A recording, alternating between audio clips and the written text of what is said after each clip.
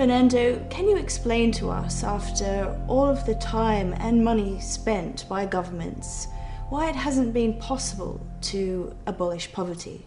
The reason why we could not abolish poverty, in spite of the huge investments and the efforts of so many people, is because there is a basic flaw in our economic system. There is a sector of the population which receives a huge part of the national income without contributing anything to the production: the landowners. This sector is very poorly taxed in our taxation systems. So the main sources of revenue for the governments is the rest of the population, the working population. This may be a really obvious question, but what do you mean by land?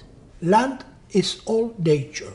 Everything that is not created by man, which is not produced by man, is, in economic terms, land. We do not allow private property of the air, we do not allow private property of the sun, and in very few circumstances we allow private property of water.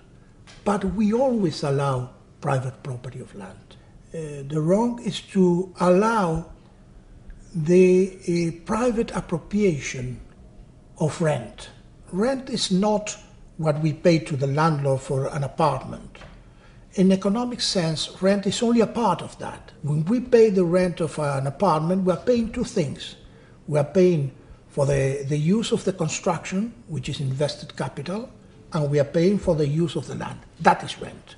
Can you clarify for me the difference between urban and rural locations? Location means, in connection with urban land, another thing which is extremely important, which is access to services. I mean, the well-located land has access to many services. And then the people who need those services to live are obliged to pay the rent of the landowner to get access to the service. With one important thing, that afterwards they are charged again for the services. The government comes and says, now you have to pay also for the water, for the electricity, for rates, etc., etc. It's a very, very unfair system for some. For other people, it's a fantastic system. If you buy land and then you begin to get income without producing anything, it's the best business. You don't have to work, you don't have to do anything. You just have to sit on your land. Now, this system has taken the world to the situation in which we are now.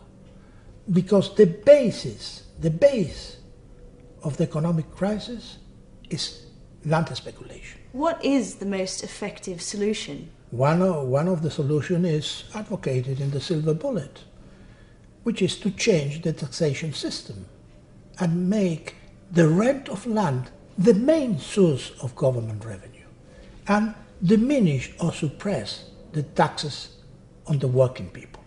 The intelligent economists know this. They know where the solution is. They don't want to say it.